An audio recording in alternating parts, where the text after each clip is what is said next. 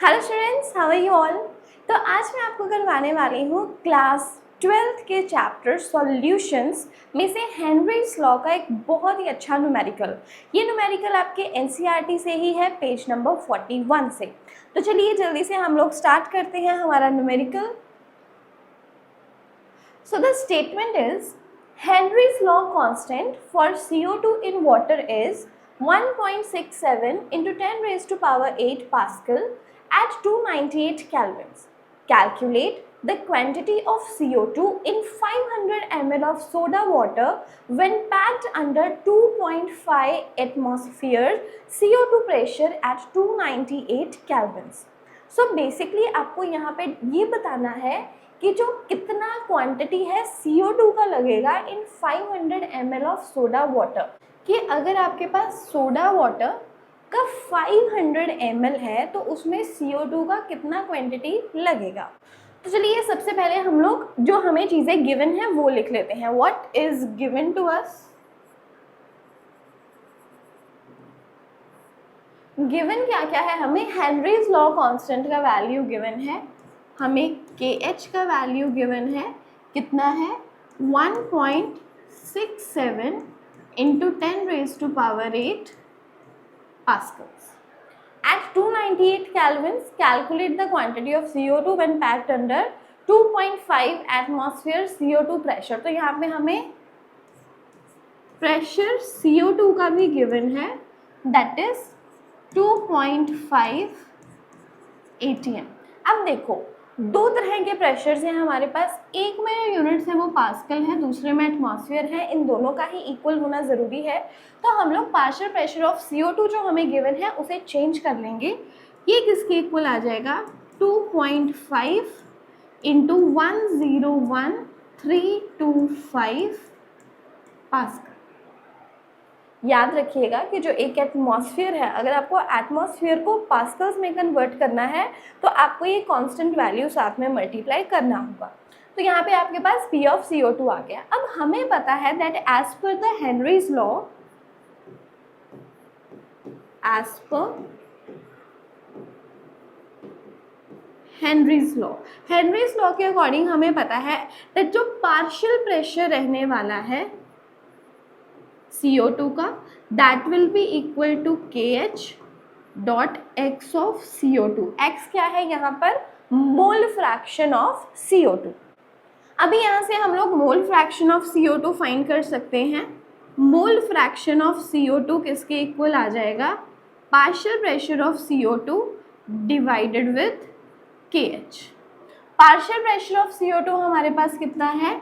2.5 into 101,325 divided with KH का value है हमारे पास 1.67 इंटू 10 रेज टू पावर 8। अब क्या करेंगे? देखो बच्चे क्या करते हैं ना, ऐसी जब कैलकुलेशंस आ जाती हैं उसके बाद कंफ्यूज हो जाते हैं। आपको कंफ्यूज नहीं होना है, आपको साइंटिफिक मेथड जो है, साइंटिफिक मेथड आपको यहाँ पर एम्प्लॉय करना है। मतलब यहाँ पे हम क्या लिखेंगे? That the partial pressure of CO2 is equals to 2.5 as it is, क्योंकि ये बहुत ज़्यादा कोई बड़ी वैल्यू नहीं है, मल्टीप्लाइड। अब ये जो है आपके पास 101,325, अब इसको क्या कर सकते हो? अब इसको साइंटिफिक वैल्यू में कन्वर्ट कर सकते हो। आप इसको ऐसे लिख सकते हो as 1.01 into 10 raise to power 5। जैसे मान लो कि यहाँ से अगर हम लोग मान के जाएंगे 0.0 है, डेसिमल को उठाकर यहाँ तक लेकर जाएंगे 1.01 बनाएंगे तो ऑब्वियसली हमारे पास 10 का पावर क्या आ जाएगा? 5। अगर आप इस कंसेप्ट से फेमिलियर नहीं है तो क्लास 11 का कॉन्सेप्ट सिग्निफिकेंट फिगर्स और जो जिस तरह से हमें राउंड ऑफ करना है और उसके साथ ही जो है साइंटिफिक नोटेशंस का टॉपिक है, आप उसे ज़रूर पढ़ लें एक बार। अगर आपने वो नहीं पढ़ना है तो वीडियो लिंक मैं आपको डिस्क्रिप्शन में दे दूँगी, तो उसे ज़रूर देख लेना। आपकी कैलकुलेशंस है जो आसान हो जाएंगी। Divided with 1.67 into 10 raise to power 8। तो इस तरह से करने से जो हमारे पावर्स की फॉर्म में जो हमारा मोस्ट ऑफ द वैल्यू है वो सॉल्व हो जाता है।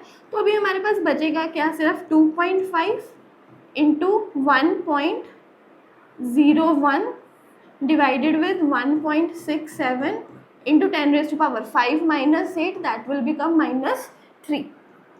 अब देखो 2.5, अभी डेसिमल हटा दो। अगर हम लोग 25 को 101 के साथ मल्टीप्लाई करेंगे, किसके साथ? 101 के साथ हमें किसे मल्टीप्लाई करना है? 25 को। तो देखने ही से ही समझ में आ रहा है कि हमारा आंसर कितना आने वाला है? 2525। अब बैलेंस कर लेंगे हम लोग इनके डेसिमल्स को। यहाँ पे 3, यहाँ पे 2 डेसिमल पॉइंट्स पर है, यहाँ पे 1 पे है, तो ये बन जाएगा 2.525 which is divided with 1.67 into 10 power -3। समझ पा रहे हो ना किस तरह से कैलकुलेशन करनी है? हल्की हल्की कैलकुलेशन है जो साथ में करके देख लिया करें। अब जब हम लोगों को ये हमारा आ गया यहाँ पे 2525 आना था ना, अभी हमने इसको डिवाइड करना है मान लो 167 के साथ। डेसिमल को हम लोग जो है अभी भी इग्नोर कर रहे हैं पहले। 167 तो सीधा देखने से पता चल रहा है कि सबसे पहले तो 1 पे आएगा, 67 यहाँ से 585, और ये अगर 167 है तो नियर बाय 5 जाके इसका आंसर आएगा। 5 पे आ गया इसका 835, फिर से यहाँ से कुछ वैल्यू बचेगी, दैट्स 0 5 2 एंड अगेन 5, ये फिर से डेसिमल लग के 1 पर आ जाएगा और ये आपका बन गया 15.1। लेकिन इन डेसिमल्स को बैलेंस करने पे आपका आंसर आ जाएगा 1.51 इंटू 10 रेज टू पावर -3। इनको सॉल्व कर सकते हैं, ठीक है। अभी ये हमारे पास आ गया x of CO2, mole fraction है CO2 की, हमें वो पता चल गई है। x of CO2 we have found. अब इसके अलावा आप लोगों को पता है कि मोल फ्रैक्शन का एक और फॉर्मूला भी रहता है। एक और फॉर्मूला क्या रहता है मोल फ्रैक्शन का? दैट मोल फ्रैक्शन अगर हमें CO2 की फाइंड करनी है, that will be equals to number of moles of CO2 divided with. अब ये CO2 जो है, CO2 किस में डिसॉल्व कर रखा है? वाटर में। तो वाटर क्या है हम लोगों का? सॉल्वेंट। CO2 क्या है? सॉल्यूट। तो मोल फ्रैक्शन का फॉर्मूला क्या रहेगा? Mole fraction of CO2 is equals to number of moles of CO2 divided with number of moles of CO2 plus number of moles of H2। अब देखो, जो सल्यूट है, सल्यूट का क्वांटिटी तो जो है सोल्यूशन में बहुत ज़्यादा कम रहता है as compare to the solvent. So we can say that number of moles of CO2 are very very less than number of moles of H2O। इस वजह से N of CO2 plus N of H2O का जो value है approximately N of H2O के equal ही रह जाएगा। तो हम लोग इसको लिख सकते हैं as N of CO2 divided with N of H2। Now moving ahead, यहाँ से थोड़ा साफ कर लेते हैं।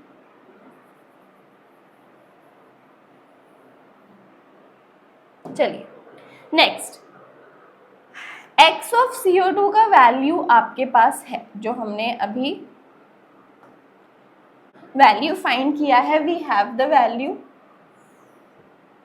That is 1.51 into 10 power -3 equal किसके रखेंगे? N of CO2। Mole fraction of CO2 हमें मालूम ही नहीं है, हमें यही तो फाइंड करना है। We need to calculate the quantity of CO2, मतलब हमें number of moles of CO2 ही फाइंड करने हैं कि पूरे के पूरे सोल्यूशन में किस तरह से रहेंगे। तो वो वैल्यू तो हमें पता नहीं है किसकी?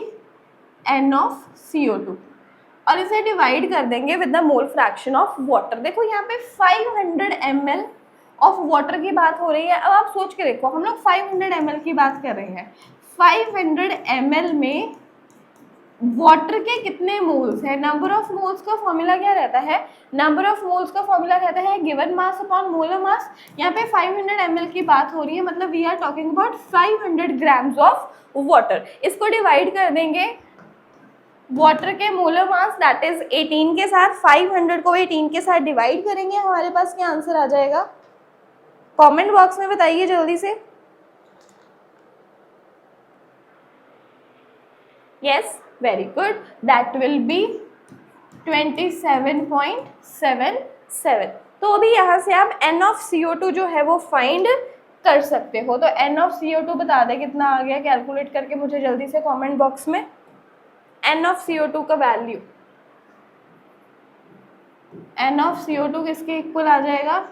1.51 इंटू 10 पावर -3 मल्टीप्लाइड विथ 27.77।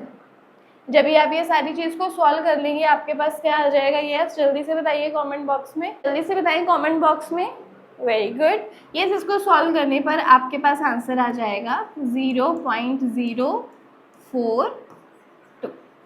यही आंसर। तो चलिए एक बार रिकैप कर लेते हैं। देखो, हम लोगों को KH और P ऑफ CO2 की वैल्यू गिवन थी, तो हमने हेनरीज लॉ का फॉर्मूला लगाया, X ऑफ CO2 फाइंड कर लिया। अब हमें पता है X ऑफ CO2 क्या है? Mole fraction. मोल फ्रैक्शन का अदरवाइज फॉर्मूला क्या रहता है हमारे पास? नंबर ऑफ मोल्स की टर्म में। तो जब भी हम लोग नंबर ऑफ मोल्स का फॉर्मूला लगाएंगे उसके बाद हम लोग N ऑफ CO2 फाइंड कर सकते हैं इजीली। न्यूमेरिकल अच्छा है, इजी स्टेप्स हैं, एक दो बार प्रैक्टिस करेंगे तो ऐसे न्यूमेरिकल्स आपको कभी भी प्रॉब्लमेटिक नहीं लगेंगे। तो अगर आपको वीडियो पसंद आई हो तो इसे लाइक ज़रूर कीजिएगा, अपने फ्रेंड्स के साथ शेयर ज़रूर कीजिए और बिल्कुल भी हमारे चैनल को सब्सक्राइब करना ना भूलिएगा, सो दैट हम लोग फ्यूचर में भी आपके लिए कभी भी ऐसा कंटेंट लेकर आते हैं तो आपको उसकी जानकारी भी मिलती रहे और अपने बोर्ड एग्जाम्स में आप लोग बहुत ही अच्छा स्कोर कर सकें।